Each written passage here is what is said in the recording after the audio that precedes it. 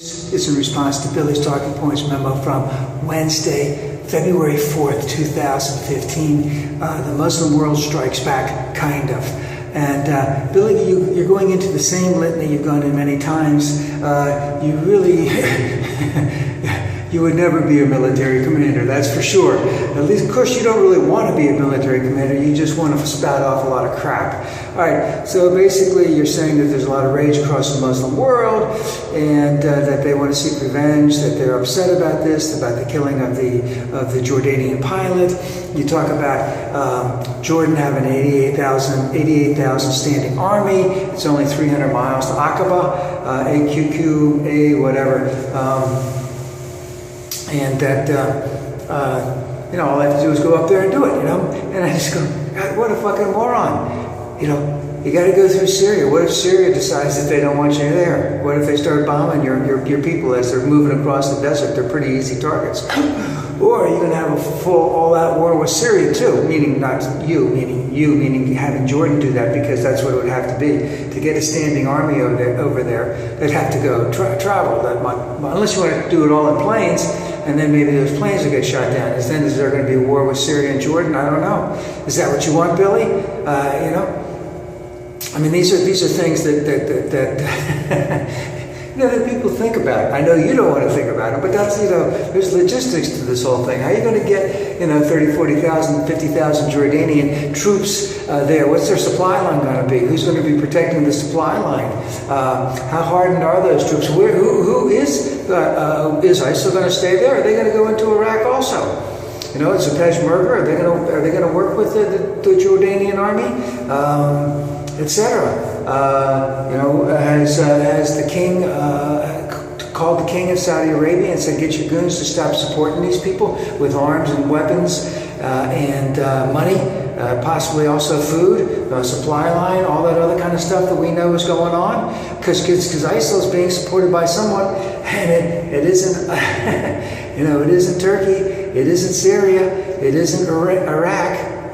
So who's supplying it? Remember, ISIL is Sunni, and now Saudi Arabia is Wahhabi, Sunni, and Iran is Shia. So most of Iraq is Shia. So there's a lot more going on. Of course, you don't want to acknowledge that all. And of course, you talk about the coalition being a myth. Now, again, I know France is involved. I believe Great Britain is involved. We are working with the Peshmerga. We're working with anyone who wants to help out on that. We are diligently working with Iraq so that their standing army can go back and fight. Hopefully they will fight in the spring. But we are not going to send our American men in there. We are not going to send French troops there. We're not going to send British troops in there. And the coalition is working strategically, dynamically. They're moving forward as fast as they possibly can. Again, there's a lot of other things that are going on there that you're not reporting on in any way, shape, or form. How many people are refugees from Syria right now? A couple million. They're in Turkey, they're in Iraq, they're in Jordan, they're in Lebanon. Who's taking care of these people? The United States helping pay for that? You don't care about any of that, Billy. How many of those people will get slaughtered by ISIL as things go along? I don't know. Do you really care about that, Billy? Are we trying to do it strategically? Yes. Is it difficult? Yes. Would we like to get there faster? Yes. Are there options to the fact that I believe that there's a very, very large land mass that we have to cover, and we don't know where all of ISIL is? We're still working on intercepting all of their communications. They keep changing it. They're very tech savvy. You know, there is a will. You know, it is a will to fight the evil, as you would say.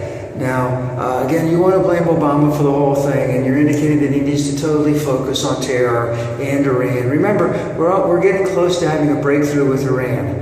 All right, may happen, may not happen, but we're working on it. We're working on it hard. We're working very hard to go after ISIL. And if I'm not mistaken, there are some problems over in the Ukraine right now, which Putin is getting on. There's talk of a new Cold War. There's talk about us arming the people in the Ukraine. That's a pretty important area right there.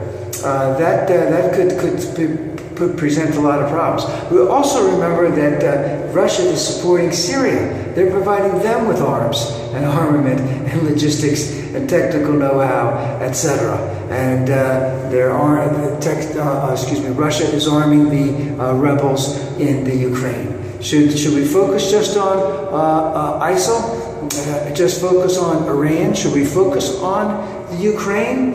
Are there other things that we need to focus on also? Of course, there's plenty of other things that we need to focus on. And